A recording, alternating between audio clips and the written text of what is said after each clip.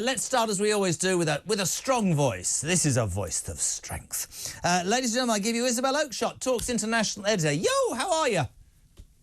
Well, I'm a bit indignant, actually, because Alistair Campbell, no less, has been mocking me and Mike Graham. I've seen this. On Twitter. Like, I didn't rattle that guy's cage. I have done nothing to wind Alistair Campbell up today. But out of nowhere, he's come and said something like, I think this is him probably ranting about the Elon Musk appointment, I think. And he's sort of saying, well, if we're going to go down this route, then Isabel Oakeshott will be Chancellor and Mike Graham will be Defence Secretary. And me and Mike are thinking... Which isn't a bad thing. It wouldn't be a bad thing. I think we'd have a bloody army if Mike was Defence Secretary. But on what basis, madam, with the greatest of respect, are you becoming Chancellor? What job am I getting? How have you managed to make it to 11 Downing Street? It's because you're a girl, isn't it? That's the truth. Well, truthfully, I was a bit annoyed that I wasn't Defence Secretary. I mean, I've got way better credentials than Mike on that front. As for you, I think you'd have to be Minister for Fun. You'd have to be the Culture Secretary so that you can kind of prance around, having a good time, going to all the top gigs, you know, getting free Taylor Swift tickets and anything else. So I'd be the one that gets all the invites to the posh parties at the House of Commons and things like that, yeah? Perfect for you. Yeah. I'm looking forward to your birthday party. Thanks for the invite. Welcome along. Isabel, so much to talk about. I don't know where you want to start. There's only one way, really. Donald Trump and Joe Biden, minutes away from meeting at the White House. I mean, nobody will forget 2020 when it wasn't an orderly transition and Trump refused to go to the inauguration of Joe Biden. He refused to invite him to the to the White House. Bittersweet moment for Biden and rather amazing moment for Donald Trump very soon, I would say. Oh, to be a fly on the wall of those discussions. And I don't know how much we'll actually hear about them. But I mean, it almost feels, doesn't it, as if the Trump presidency has actually started. I mean, we've seen very little of Joe Biden. He is officially still sort of in charge, isn't he? But he's been virtually invisible for the last few months. And meanwhile, Trump's making all the headlines, as far as I'm concerned, for all the right reasons and upsetting all the right people. I don't know if you saw today that The Guardian, in a complete meltdown, has announced that it's not going to be using X anymore in protest, presumably at Elon. Can I rant about this? If people haven't heard this, The Guardian is a pitiful newspaper with a diminishing readership. Not only is Isabel Oakeshott right, today they have quit X in a fit of pique because Elon Musk has been asked to head up a Department of Government Efficiency. I didn't even mention this on Monday, Isabel. They literally are that up their own backsides. The Guardian on Monday launched counselling sessions for its journalists in the UK and elsewhere who were traumatised by Donald Trump's election victory. Are these people for real? Seriously? Well, what they're not concentrating on is groundbreaking journalism. While they're busy staring at their navels or weeping into the mirror, they're not breaking big stories, which is what they should be all about. And, you know, frankly, I won't miss any of their Twitter and X activity because I never see them posting anything interesting in any case. And no wonder they don't ever turn a profit if this is the way they are focusing their attentions. I genuinely, for me, I said it earlier to somebody else, Isabel, I wonder whether if you look at the Trump success, that Trump success was based on some very simple theories. And forget, I don't agree with all that Donald Trump says, and I certainly didn't agree with the way he ran that election campaign. But it turns out that middle America, I'd call this north of the M25 for people who didn't realise there was anywhere north of the M25, that average working men and women with families or without families who pay their taxes, don't break the law, I say every single day, right, went, hold on a minute, do you know what? We're not interested in identity politics. We're not interested in arguing about abortion rights. We're not interested in... Well, I'll tell you what we're interested in. The cost of gas in America. We're interested in the cost of our groceries. And we want to know why, as American citizens who do right by our people and by our country, we're eighth in the queue because there's millions of migrants getting everything that we've paid in to have ourselves. And I genuinely believe, and I believe Reform is the party, that will happen in the United Kingdom because I think your average person, without wanting to sound disrespectful, really has had enough of an elected class that seem to think they're better than the rest of us.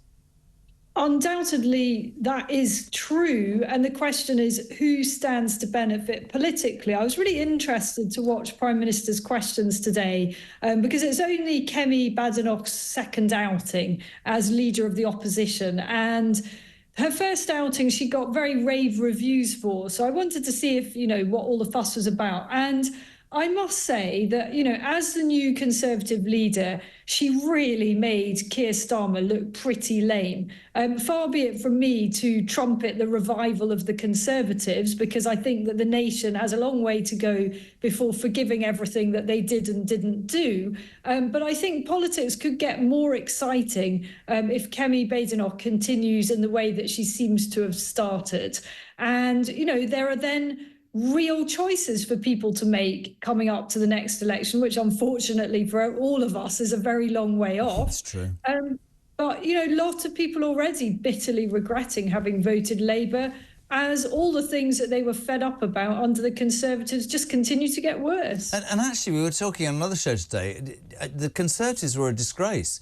I never believed that in 15 short weeks we would have government that could patently look as bad, if not worse. Can we talk about my other main thing this afternoon that's going to drive me through? You know me and you and woke. Liz Kendall is the new Work and Pension Secretary, another woke arista. People who are not working should not be called economically inactive, Isabel Oakeshott, because it dehumanises them, that it's disrespectful. We need to change the tone. If we're going to tackle worklessness, we need to change being disrespectful. You might have heard me in the intro, you might not have done. I acknowledge there are some people, quite a lot of people, on benefits who cannot work, might want to work but can't. And I think that the system is there for them. But I also believe that, and I'm 60 and I can say it, that it was never the intention of the welfare state, the benefit system, to say, you know what, when you leave school, Isabel, you can either go to university or go to work or you can sign on, because it was never meant to be a career choice, was it? And I'm sorry, people might disagree, it has become that and it needs to change, doesn't it? Well, it totally does need to change. And I've always been very clear that a civilised society, a democracy like our own, looks after its most needy. It's right that people who are very ill, unwell, disabled, all the things that may lead you not to be able to work, genuinely not to be able to work, of course, we should be supporting those people. And over the last week, a number of people on X and other social media platforms have tried to claim that I don't believe that. Well, no amount of shrieking that I don't believe that will change the truth. Of course, I think the needy should be looked after, but it is the people who abuse the system who are actually undermining what we can give those who really need it. I'd far rather those who really need the support get even more than they get right now, and that those who are actually completely exploiting the generosity of the taxpayer and the kind of holes in the system, if you like, should be smoked out and punished and not allowed to abuse the system in that way. And as for the particular thing that we're discussing here, whether we need to change the terminology and stop calling people economically inactive, how on earth is that going to tackle the problem? Actually, I think we need the reverse. We need to be much more blunt about the abuse and the scale of it, not pussyfoot around and use a bit more delicate language, because make no mistake, the scale of the crisis that we face with the abuse of the benefit system is enormous. And it is those who need it most, the genuinely disabled and sick, who are the ones who will suffer. And why I completely agree with every single word that you said, and I bring it back to Trump. I'm not extolling Trump, but Trump set out his vision. And he said, I don't care if you try and sue me, slag me off, write stuff about me, make up lies about me. And he's a flawed character. I'll acknowledge that. That's what I believe in, and that is what I'm going to try and do. And I believe the British people, I mean, of course the Twitter mob are going to have a go at you for daring to say that they'll have a go at me, daring to say there will be people on the dole who should get a kick up the backside. Try asking millions of Britons who are still at work. They would say, yeah, it's become an easy road and an easy choice. And it says to the rest of us, Why would you bother working? Why would you bother making an effort and playing by the rules? I think you're spot on. And I think, why do people on the left find that so difficult, the truth to understand, Isabel? Oh, honestly, I don't know, but I think that, you know, oftentimes they literally have an agenda that involves being victims and twist everything that everybody says and questioning the good intentions of those who simply want a system that works better for us all and that isn't abused on this scale. And, you know, we see this in so many parts of the UK, as you say. Benefits have become a lifestyle choice for those who could be contributing. And I don't think it's good for them if they Of course it's not. Of course it's not good for them. If it's not. If they genuinely are able to work, then, you know, so much more rewarding to actually be paid for doing a solid day's work or part-time or whatever, making a real contribution. I'm certain that that's a happier life. I completely agree. The other main news story before we let you go, and we're grateful for you being on, there's just some pictures now. Trump and Biden are in the White House. They're shaking hands. I think Biden knows it's Donald Trump. I'm not altogether sure. There's a roaring fire. Trump's looking quite sort of intelligent, and he's probably feeling as smug as hell. An award-winning Telegraph journalist, Alison Pearson, is facing a police probe after she allegedly stirred up racial hatred in a post on social media in 2023. She told us this morning on Julia's show that 2 police officers turned up at her door at 9:30 a.m. on Remembrance Sunday to inform her that she was being investigated after a post from last year. The officer allegedly then said he was not allowed to disclose what she had said in the post. The time of the alleged tweet last year, the journalist was regularly posting about Hamas's October the 7th attacks. What in the name of God have we got to? Remembrance Sunday, 2 police officers, a journalist in a country that advocates free speech, and yet, I'm going to do it and you're going to hate me, those 2 blokes that beat up that female police officer in July, nobody's even made any decision or decisions about whether they should be prosecuted or knocked on their front door. What's wrong with us? There's nothing wrong with us, but there's something very, very wrong with the machinery of the state being used in this way. You know, this has all the hallmarks of a police state, and to rap on the door of a national newspaper journalist and say that they're being investigated for racial hatred or whatever the weird charge was. It's not a charge, it's an allegation.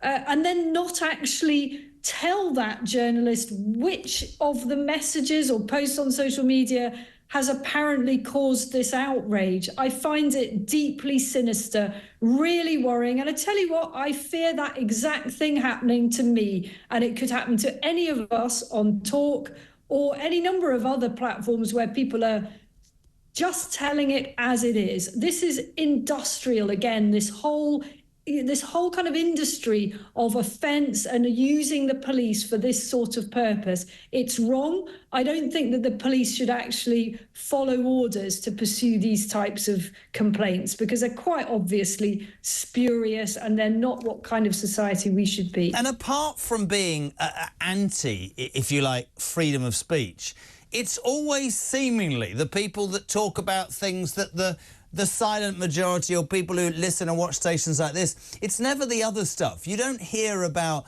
you know, the youth movement who refused to, on Remembrance Sunday, sat down and started slagging off people who wear poppies. You don't see Just Stop Oil being arrested. It seems to be that anybody who doesn't go along with the left, I don't know, woke agenda is dangerously in trouble. I mean, you're right. Are we getting to a point where if you have an opinion, you're too scared? And of course, the bigger issue here is the police are supposed to be on the streets. Say in London, where her door was not open, they're supposed to be dealing with a knife crime epidemic. No, we can't do that. We can't do with that. We shouldn't be out catching rapists and murderers. We should be imprisoning a woman for making comments on Facebook for 15 months. Ludicrous, Isabel. And I fear, and I don't mean it lightly, I know that many people who see what's happened in America. I mean, have you seen it? Have you seen all the tosh? Women shaving their heads, sex bans if their husbands voted for Trump, marching around the place saying the next 4 years are going to be horrible, people on The View wearing black clothes, Whoopi Goldberg saying, I'll never mention his name. He won, you idiots. Deal with it. I honestly believe that sends a massive message to the people of Great Britain, which is not only does your vote count, but you know what, at the end of the day, we don't have to live in a nanny state. We don't have to. We really, really don't. I just hope to God, and maybe it is Nigel and your old man, somebody needs to stand up in this country and say, you know what, this is what I believe in. If you want to come with me, come with me. It might not be a smooth ride. I'll make mistakes. I'll get some things right and quite a lot wrong, but this is what I believe. I think that's what this country needs, Isabel. I really do. You're sounding very like Nigel Farage there, but I'm hoping that maybe you'll also throw your hat into the ring and maybe people will rally around you too. I'd like to say I heard that, but Ryan, who I love dearly, I've worked with for a year, always manages to speak into my ear when somebody's about to say something. What did you say, sweetheart? Ugh. I said I think it's time that next election you should be running as well. Well, we talked about that, haven't we, Isabel? We'll talk more about that another time.